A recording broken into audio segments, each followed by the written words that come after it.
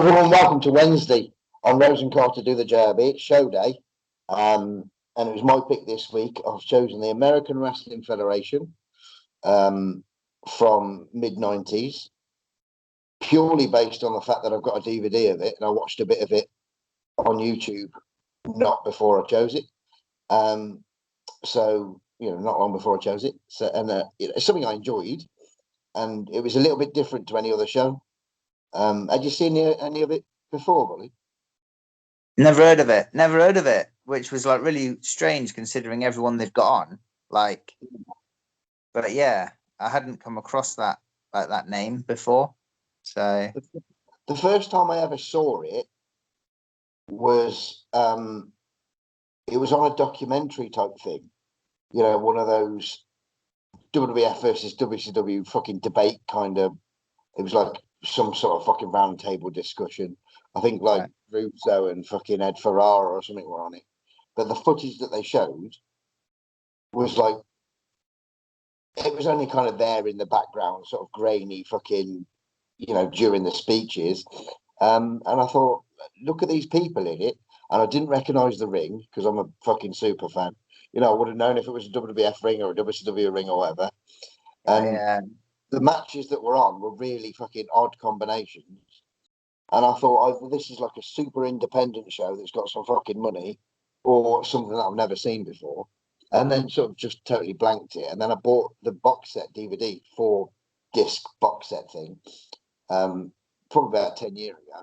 And that's when I first watched a lot, probably binged a lot then. And it's like the oddest fucking thing because it's the best and also the shits because I think that they do like a round system, right? Don't they? I'm the biggest British wrestling fan ever. I love the rounds in that. Yeah, totally understand it. But I'm also a massive Southern American wrestling fan, and there's a lot of Southern boys in this promotion.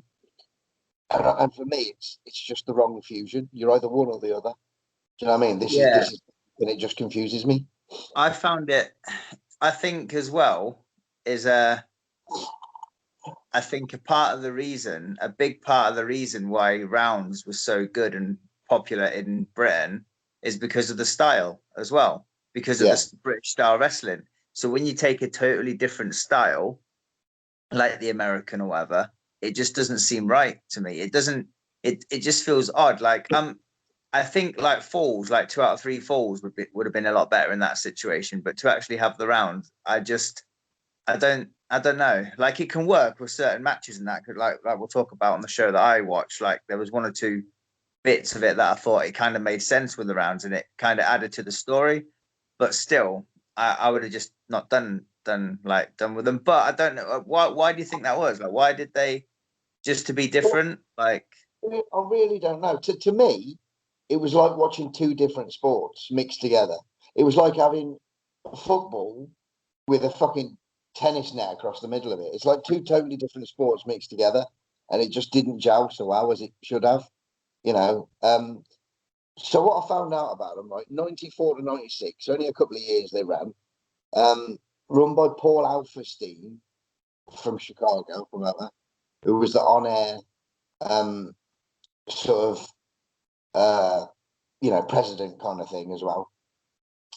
They intended to reintroduce the rules of wrestling, which I'm all down with rules of wrestling because without rules you've got no heels, right? So I'm all for that shit. But they had reintroducing the rules of wrestling by bringing in 3 4-minute rounds for most matches. That really isn't a rule, is it? That's just like 90 minutes in football. It's not a fucking rule. It's just how long you play for, right? Isn't it? Yeah. It's not a rule. The other one was the over the top rule, the over the top rope disqualification thing, which I'm totally down with. It's not really reintroducing it because it's always been around, isn't it? In some promotions at least, but that was their attempt. But the only 2 really in the promotion that understands the round thing would be Chris Adams and Steve Casey. 2 British dudes that have done it before. Tito Santana and Bob Orton were the top 2. Tito being the top face, Bob Orton being the top heel. They had tournaments for their singles and tag team championship. Tito won the singles in the end, beating Bob Orton. And Greg Valentine and Tommy Rich were the tag team champions. That's a fucking brilliant tag team, in my opinion. Jim Brunzell was the commissioner and referee for the final between Orton and Tito. They did several house shows towards the end, ideally leading up to a pay-per-view, but it closed in December of 95. It says 95, but it says it ran till 96, so well, I don't know. Their TV was called Warriors of Wrestling. Mick Karsh and Terry Taylor were the hosts. Taylor was replaced by Lord Alfred Hayes on the second series. Ken Resnick was the backstage man from the AWA, who was replaced by Missy Hyatt on the second series.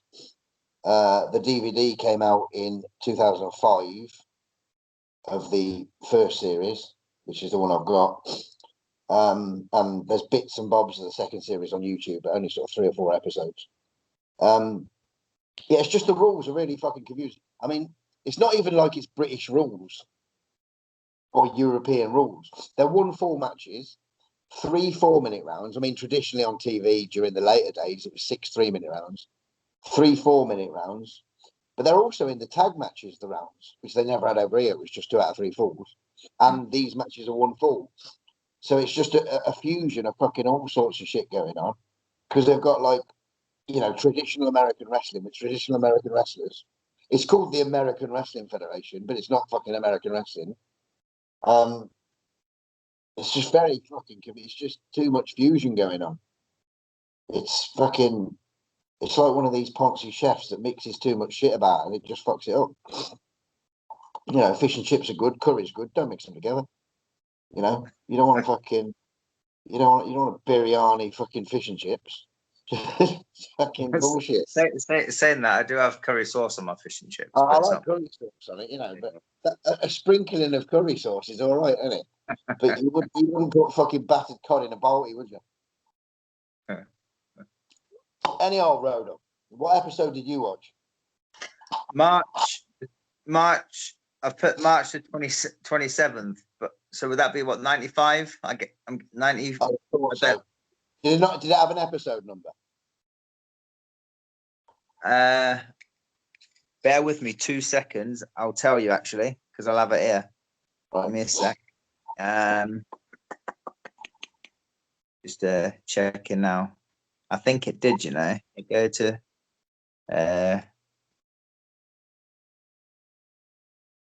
history. Here we go.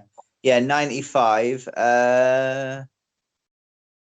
It says no, it doesn't. Oh, it says actually. Oh no, it doesn't. It just says 27th March 95. Doesn't say an episode. I did episode 8. That's all I know. Episode 8 of series 1. All right. Okay. Well, then crack on. Let's see what was. Yeah. Did you so have mine was a champion yet? Eh? No. This is building to the champion. This is like fucking like a tournament. So they're crowning. Cool. Yeah, you'll be first because I've got semi-finals. Yeah, these were going into the quarters, maybe.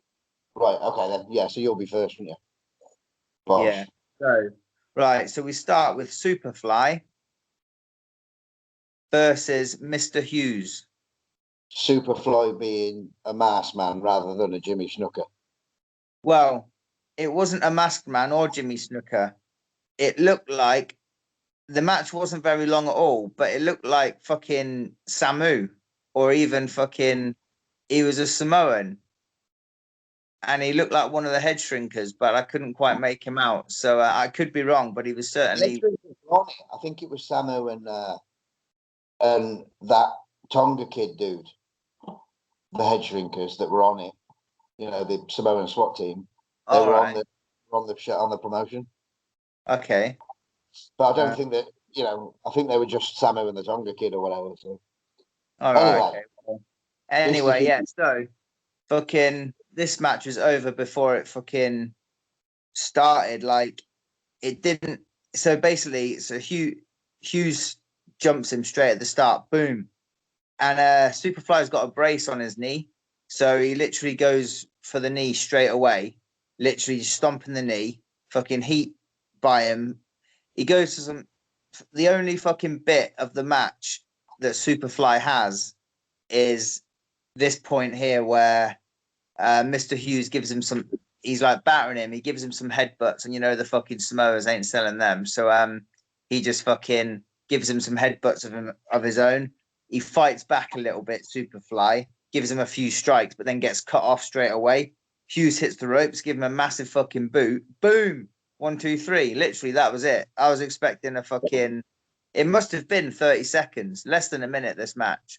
But I guess they were just playing on the fucking injured knee by Superfly. So I don't know if he was legitimately injured and needed to cut it, have a short match, or I don't know if they just wanted Mr. Hughes looking fucking great, but not Superfly looking weak, so he was injured. I don't know, but either way, it was literally just fucking a minute long, if that. But that was it. Yeah. Said that he advances to the next round. Then there's a Mr. Hughes promo after it, just shouting and screaming at the camera, basically saying that you don't care who he's got in the next round and all the rest of it. We go on to match number 2. I think Mr. Hughes' matches had to be short as well, because he's got that thing where he just falls asleep, hasn't he? Yeah. I can't remember what it's called. But he just falls asleep willy-nilly. He's got a finger as well that he can't bend, hasn't he? Mr. Hughes. Yeah. He's got like his fingers permanently fucking stuck. Oh, he can't bend it. Brilliant. I don't really know too much about him apart from his time in the WWF. I don't really know. I've got his shooting. It's fucking brilliant, to be fair. But he talks about the. I've got his shoot interview, which is brilliant, but he talks about the sleepy thing. Just he has no choice. He just goes fucking gone, and the finger doesn't bend. I think I've got that, But all the fingers to have that doesn't bend. How much shit is that going to get you in? Like having that, fucking permanently fucking waving at someone. Oh, what are you doing? It's going to cause all sorts of fucking issues, isn't it? Brilliant. Yeah. So match number 2 is the Ultimate Destroyer. Right. He's in a mask. So he sounds like he should have. Yeah. He needs a mask. That name. Yeah. He's going against Sergeant Slaughter. I can see where this is going. Yeah. Yeah, my money's on the Ultimate Destroyer. You lost that anyway. So yeah, they go into round 1. Sergeant Slaughter does a bit of fucking chain and he puts him in a hammerlock. He gets to the ropes though, so fuck it. The crowd loud as fuck here. Pretty. Are they fucking real? Them crowd. I can't help thinking it was piped in a little bit. It sounded like it was. I was going to say that. It was constant, wasn't it? There was no up and down of crowd. It was just all the way through. Yeah, it was very loud. But I'm saying that, there did look to be quite a lot there as well, though. So I don't, it looked like a packed house. But it was weird because, like I said, I'd never heard of these fuckers before until you mentioned it. Really bizarre that I've never. And considering all the names on it, I haven't even fucking knew that. I probably loved it. As soon as I saw the DVD, I saw it was on it. It tweeted that it was what I'd seen off that documentary, so I ordered that, and I binge watched the 4 DVDs over a weekend that I was off. But the reason I chose this today is because I found the second series on YouTube, 3 or 4 episodes of it. So I watched them all sort of back to back, and there was stuff on there that I hadn't seen before because it was only on the series 1 on the DVD. So I proper enjoyable, isn't it? And it's good to see the odd combination. So yeah, he gets to the ropes. The fans are chanting USA real loud. Tie up again. They get to the ropes again. Fucking after he's broke, once they've got to the ropes, they go for another tie up.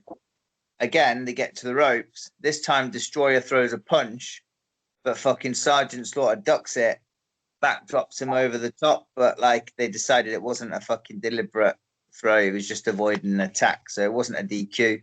Match continues. Get back in. Sergeant Slaughter has a little shine. Well, I quite like the way they go into the shine, actually, which is quite simple as fuck, but it's something I've done in the past, which I really like. So the heel's like outside the ring.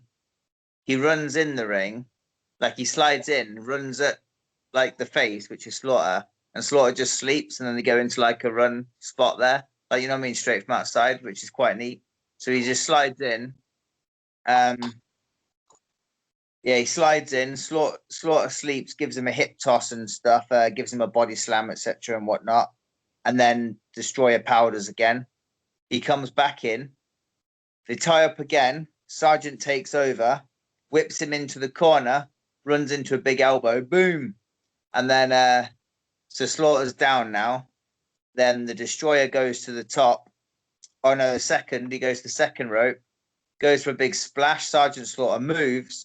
Slaughter's back in control, applies the camel clutch. Now, this is what I like about the rounds thing. I know we're saying it's a bit fucking, we'd rather not have them here, but this, like, I really like this because what happened was he puts the camel clutch on like a few seconds before like the end of the round. He's done well, I think like 10 seconds, and he had the Cobra clutch, sorry. Like, you know, Slaughter's finished. He's got a minute. He's not fucking giving up, but he's fucked. But anyway, the end of the round goes. So anyway, fucking the Destroyer's dead. Boom, down. Slaughter's obviously not won because the fucking time went. Anyway, they have a minute break, don't they, before they start the second round?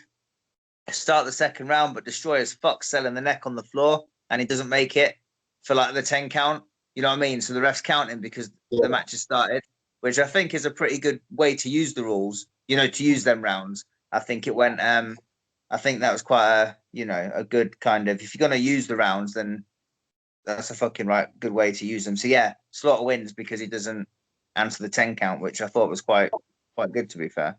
So yeah, I enjoyed that. That was a very good match, I thought. And yeah, Sergeant Slaughter advances to the next round. We'll move on to match number 3, which is Tommy Rich as a heel against Tony Atlas. So they tie up. Tony pushes him over, showing his fucking strength. Tie up again. He does the exact same thing, pushes him down, showing that Tony's the big man. They go for another tie up. Tony takes the head. I'm thinking we're going to go into a little spot here, but they work towards the ropes. I'm just about to get shot off the ropes, but nah, it's a fucking break, and he's in the ropes. He's like, that'll do. So, so yeah, he's in the ropes. Tommy, I like this spot as well. Tommy Rich offers to shake his hand as the heel, the villain. Tony actually shakes it, but fucking squeezes it. So Tommy's on the floor selling, and then Tommy like scurries to the ropes as Tony's got him by the hand. So he obviously breaks it because he's in the ropes. A real slow like match, this obviously, with they go into it again. Tony gets him in a waist lock, but once again, Tommy Rich gets to the ropes. A lot of this rope malarkey going on. Fucking tie up. Then all of a sudden, the fucking arm drag by fucking Tony Atlas. Boom, like Ricky Steamboat. Fucking, it was all right, that. Arm drag by Tony Atlas, and he's working the arm for fucking ages. Really good, like proper wrenching it fucking back. Proper wrestling with them two, though, isn't it? Eh? There'll be proper Southern wrestling with them two. Like, much as this was Chicago based, but the people they had on were primarily Southern boys, and it would be proper Southern style wrestling. Georgia tag champs, these two were like 10 years before this. More than. Hey. Probably early 80s, I thought. All right. But yeah, arm drag by Tony, working that arm for fucking ages. He does a bit where he's wrenching the arm back. It's hard to explain, but it's fucking simple when you know what I'm on about. So he's like fucking Rich is on the floor, on the back. His arm's fucking out to the side of him. Tony's like pulling on it. So Tony's got one foot on Tommy's face and the other foot on his side, you know, as he's just stretching the arm back. Yeah, Tommy keeps getting up, like, and then Tony just keeps fucking forcing him back down. Yeah. Doing the back first, the doing, boom. Yeah, and back down and shit. But yeah, he keeps doing it. And then finally, Tommy does get up, and as Tommy's up like vertical, he just rakes his like the bottom of his foot on Tony's face, and that starts like heat there and then on Tony.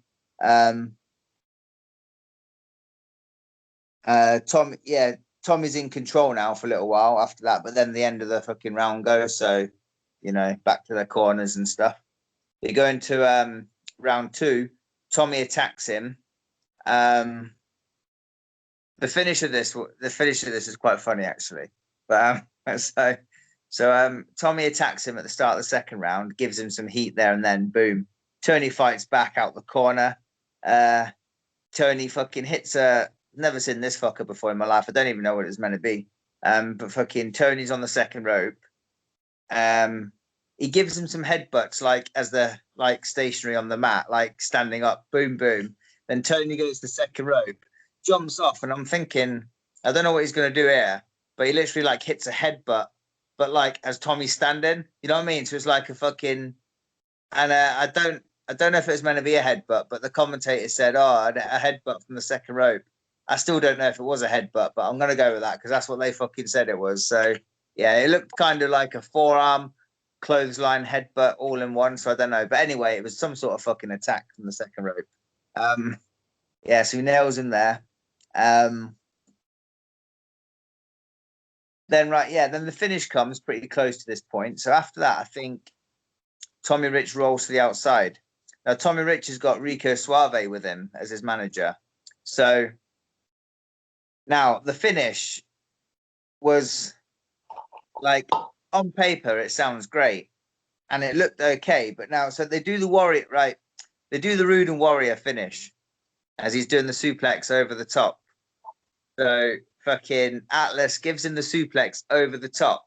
Now, this will make you laugh. So he does fucking the Rude Warrior finish with Rico Suave grabbing fucking grabbing Tony's boot, from the outside. Tommy Rich lands on him, 1, 2, 3.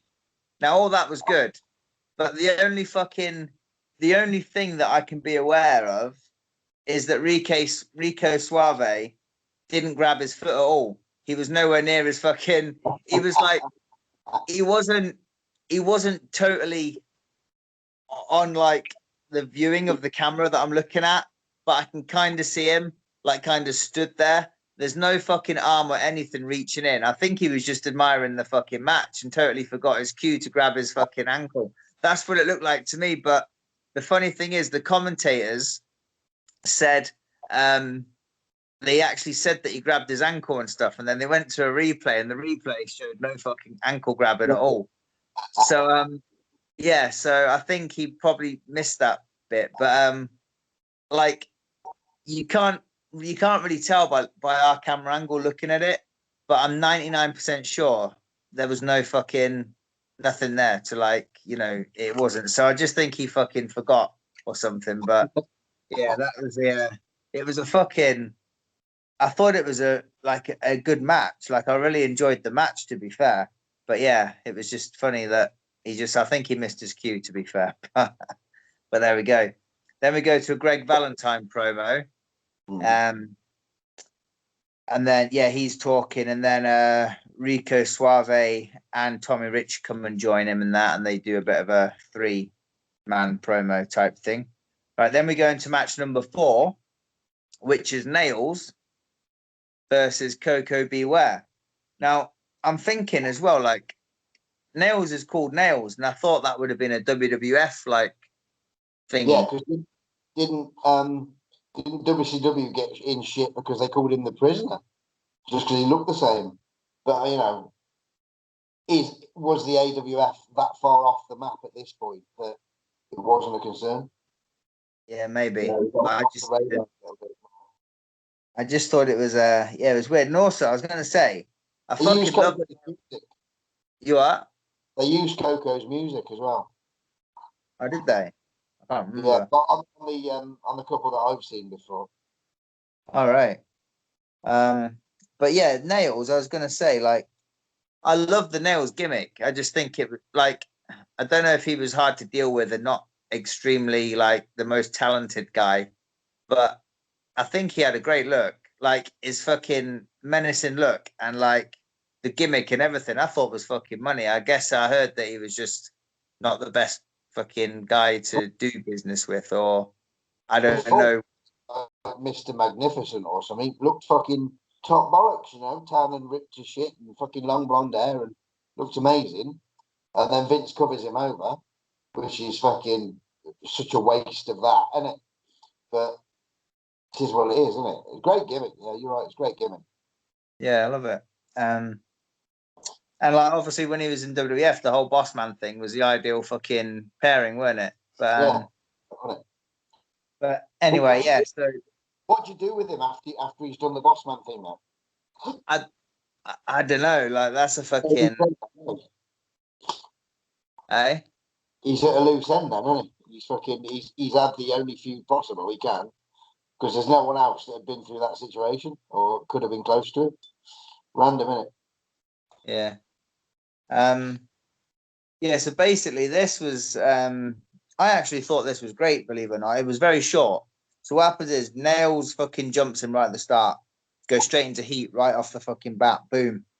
Obviously this is like round 1, but it didn't go the full round. So Nailz is just beating him up, choking him and shit, gives him a hard buckle. Out of nowhere, fucking Koko hits a springboard crossbody from the corner, gets the 2 count. And then Nailz is back on him and just throws him over the top and he gets fucking DQ there and then. But like, it was really, I enjoyed, like, it was really short, a minute long, if that. But it was quite smooth. And I think they're totally fucking can't get any more different wrestlers than Nailz and Koko.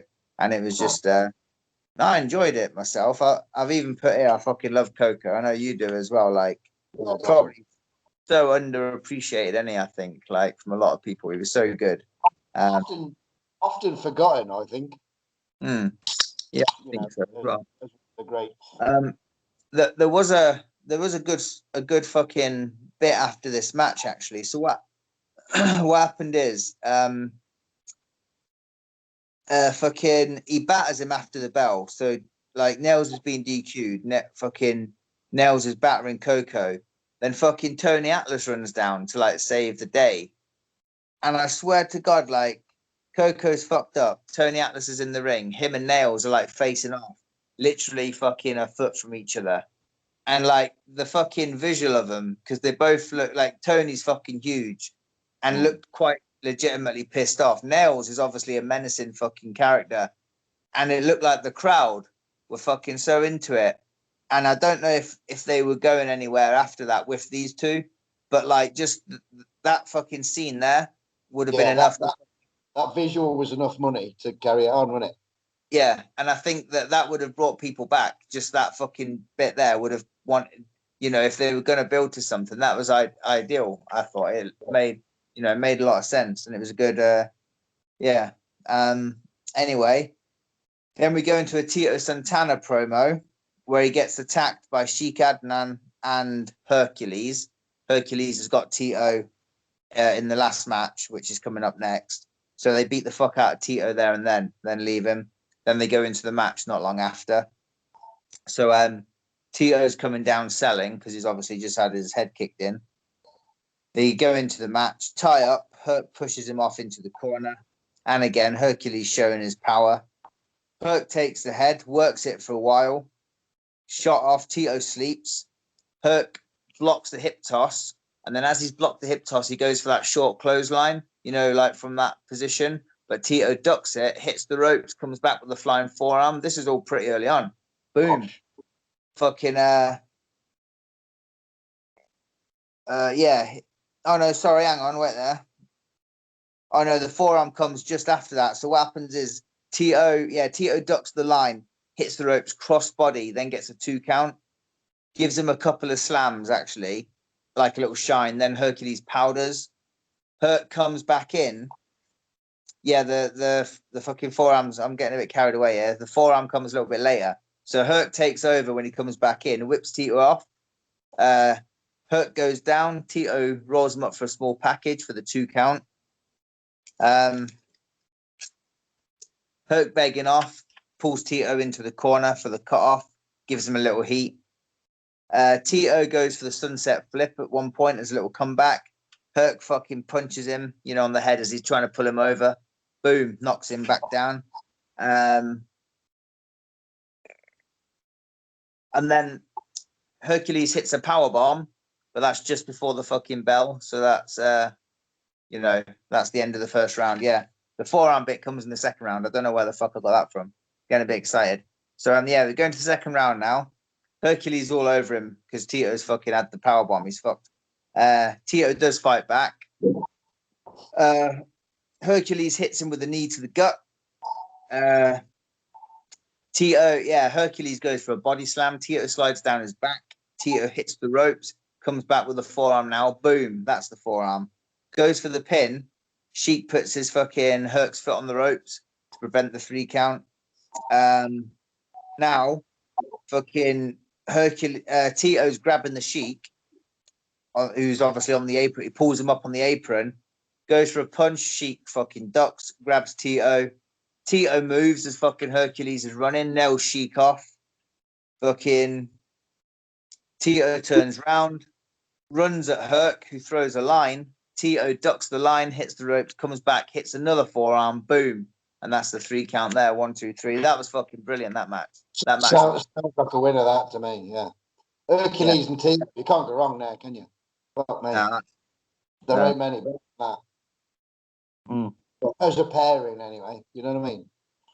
Yeah, both of them fucking very reliable. That's what you fucking, you know, reliable. Yeah. Would you say that was the best out of the show? The best match on the show? Let me just check. I know you like the slaughter thingy, the slaughter match as well, because of the use of the round. I'll probably go with I think if I was put on the spot, I'd say the Tito one. But then the slaughter one. But I like the use of the rounds in the Tito one as well, where he takes the power bomb just before the end of the first round, because that kind of made sense as well. Like he couldn't go for the pin because it was the end of the round, you know. But yeah. Right. So mine was episode 8, which sounds like 2 after yours, because this is the 2 semi-finals. It starts this fucking dream match for me, really, semi-final, with manager Rico Suave, luscious Tommy Rich versus Tito Santana, who beat Mr. Hughes. So he must have beat Mr. Hughes last week, innit? Yours was the week before last. Mr. Hughes against Tito last week in the, fucking quarterfinals or whatever it was.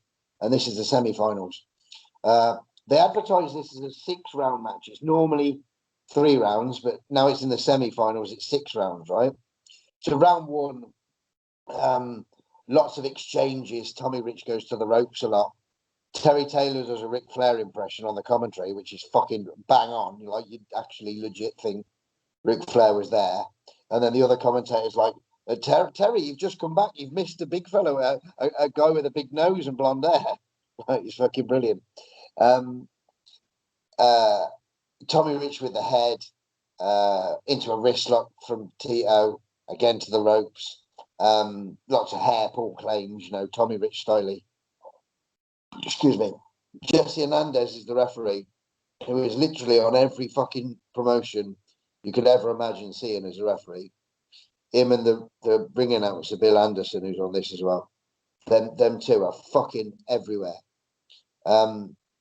Tommy Rich swings, Tito blocks, fucking nails Tommy Rich. Tommy Rich does like dusty elbows, and then that's the end of the round.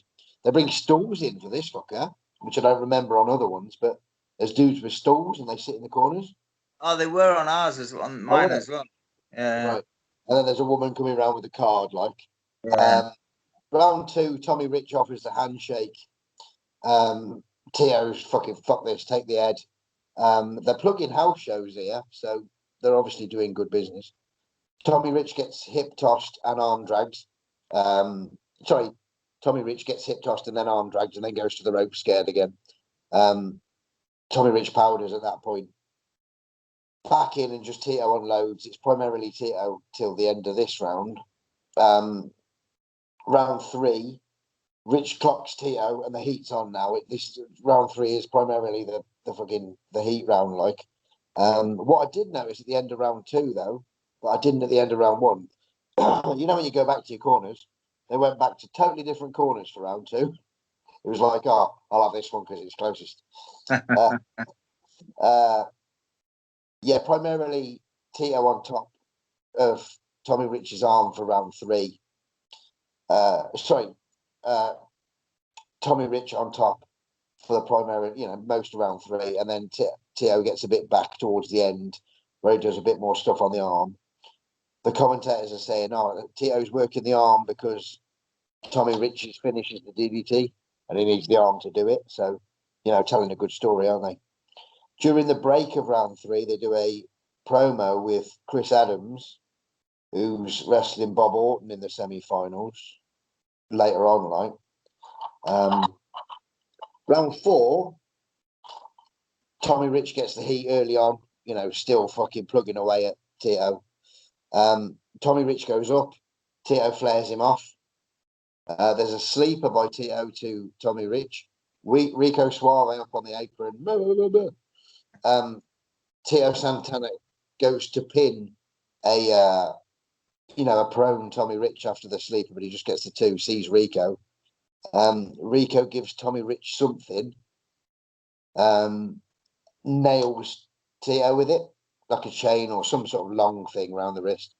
Okay. Sergeant Slaughter then, all pissed off, comes to ringside because apparently last week Tommy Rich screwed over Slaughter in the previous round. So Sergeant Slaughter to ringside, takes the chain off Tommy Rich, who's sort of hiding it out of the ring, like really cool, like, and Tito rolls him up for the win. Fabulous, really good. Would have been even better without the rounds, but I mean, it was fucking bob on. It's dream match for me, Tito and Tommy Rich. You know, he's like one of the best baby faces of the WWF against one of the best baby faces of the NWA. You know what I mean? Fucking like a match that maybe you might have seen in Georgia or something when Tito was going through there, but fucking brilliant, really good. Then there was a promo with Tito regarding the final, like, you know, no matter whether it's Tommy Rich, it's Bob Orton or Chris Adams, you know, he's happy to do what he's got to do. Second match is Nailz versus Jimmy V. I've written one word for this: choke. That's all I've written. It was basically, it's a minute long, and it's Nailz choking Jimmy V, and the finish was like a sleeper, but was a choke. But yet still allowed to be a sleeper, not an illegal choke. It was a choke. The match was just a choke. That's the only word I've written. I put when the finish, like for the finish, next to the finish, I put an F, so I know that's the, you know, definite finish. Like, and I've written Nailz versus Jimmy V, mugging, F, choke. That's the only thing I've written. There's nothing else I can tell you. Match 3, Lightning Rod. Now he looks pretty cool. You know, like fucking beefy fella, bit of a sort of Sting hairdo, versus Hercules with Sheik Adnan Al-Casey. Not a lot to it, but, you know, Lightning Rod's just kind of enhancement dude. But he looks like he could have been something, you know what I mean? If I had a Lightning Rod, I think I'd use him well because he looks all right. It was primarily Hercules early on. Hercules attacks and fucking everything he does looks so convincing. Like, it's just fucking, no one's going to say wrestling's bent when Hercules is doing it. Yeah. Everything he does is fucking bob on. Lightning Rod fires up. Fucking clotheslines Hercules, and Hercules just bumps, which really shocked me because I expected a bit of a Hercules stagger. Do you know what I mean? Who the fuck just bumped Hercules with the washing line? Like, that's rare, isn't it? An elbow drop and fucking Lightning Rod's proper firing up now. At one point, Lightning Rod sort of does a dive. Hercules catches him, power slam, and then a power bomb for the win. But that's very good. You know, I don't know who Lightning Rod is, but I'd book him.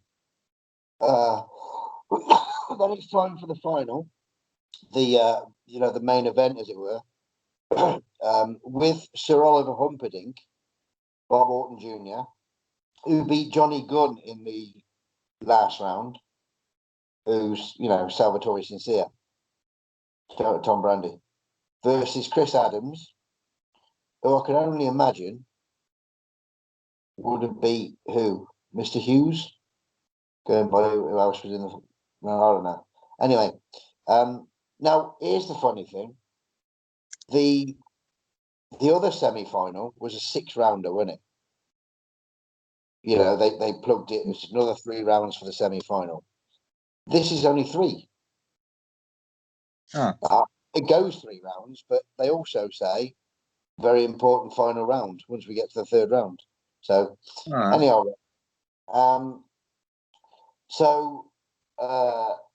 they're saying Chris Adams has an advantage being British with the rounds, etc. There's a proper tussle of a lockup all around the ring and in the corner and, you know, all over the shop. You know, I quite like that. Looks fucking good, and it looks rough. There's some proper fucking headbutt exchanges and punch exchanges and fucking forearm exchanges. No one's fucking giving any quarter here. Like, they're proper fucking, you know, you believe this shit. Like, it's fucking, it's like they want to win this bad boy, you know, which I like, you know, it's fucking, it's meant to be for the wrestling's biggest championship, isn't it? No matter what promotion it is, that championship needs to be the biggest. If it's fucking, you know, tin pot, piss pot wrestling promotions, if you're wrestling there, that championship is the biggest thing in the world, according to the people, isn't it? It should be. Yeah. And see how it looks, you know. Orton gets posted. Adams runs in but misses the fucking post, obviously. And then fucking there's a big long chin lock that's well worked. Very even, to be fair, in the first round. Inseguri from Adams. It's like, you know, a bit from each. Inseguri from Adams. Back to a chin lock. Orton arm drags his way out of it. Orton with a big fucking boot to the head. Bosh, have that. I love them Orton short, like little punches. He fucking has him there and he just got fucking boxed. Just real small one. Fucking brilliant. I mean, they always say be animated, don't they? But fucking Bob Orton doesn't need that here. Jim Breaks, the British dude, was very good at things like that as well. There's a suplex, but Adams blocks it and gives him one of his own, and that's the end of the first round. Brilliant so far. There's an interview with Tommy Rich and Rico Suave about Sergeant Slaughter in the break of this round, you know, saying how pissed off he is about getting fucked over. Round 2, both very cautious, understandably, because they were fucking battering each other in the last one, weren't they? Adams takes the early advantage with a forearm bosh. Orton attacks with a fucking power slam. Boosh! Have some of that. Like, fucking planted him in the floor. Orton then sort of hooks at his head and an arm somehow, and I don't know what the fuck is going on. It's a move that no one's ever seen before. Probably Orton made up on the spot, but it looks fucking painful. Like, fucking, my eyes would be out on sticks if I was in this fucker. And the commentators aren't calling it anything other than hooking the head. But it's fucking, it's, you know, this is legit fucking, it's not, because they're pros, don't they? They know exactly what they're fucking doing. But this is the most legit wrestling match I've seen in a long while, you know what I mean? Fucking as it should be in this position. So this is round 2. Again, very even, bits and bobs from each. There's a move that they call a bulldog pile driver, which kind of makes sense, really. It's like fucking Orton grabs Chris Adams' head and drives it into the floor from behind, but like literally into the floor head first. Small package from Chris Adams. That's the end of the round. Again, very even. Round 3, which they say is the, you know, very important 3rd round, you know, final round, although the other semi-final was 6 rounds. Bob Orton, he's turned into Muhammad Ali now, fucking punching, blah, blah, blah. Chris Adams fires back, bish, bash, bosh. Both are fucking groggy. Super kick from Chris Adams. Fucking game over after a super kick, isn't it? No, because Chris Adams is fucked. So they're both down now. Bob Orton flings Chris Adams out the ring, like you do with the Trump's fucking boots. You have some of that. Both groggy as fuck. Bob Orton's not letting Chris Adams back in the ring. Bing, bang, bong. Over the top rope goes Chris Adams with a sunset flip. Bob Orton drops on him. Oliver Rumperdinck holds his hands. 1, 2, 3. Jobs are good. Marvelous wrestling. on a par with the Tito and Tommy Rich, but totally different matches. You know what I mean? Like totally different.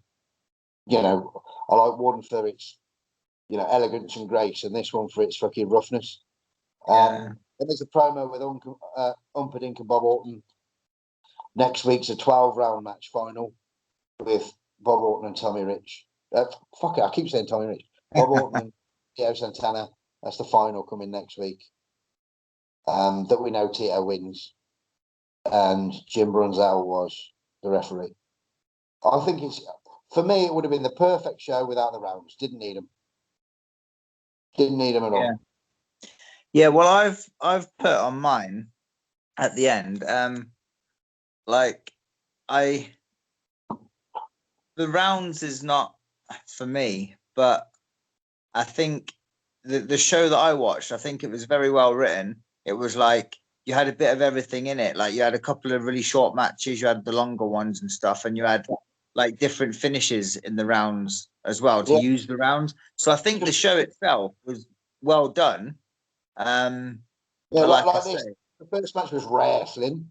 There was 2 quick matches in between, just to fill time and get people over. When it got Hercules over, got Nailz over, and then there was this fucking brutality at the end. Perfect way to finish with a dirty finish, leading into the final next week. It really was the perfect wrestling show, especially for the time period. You know what I mean?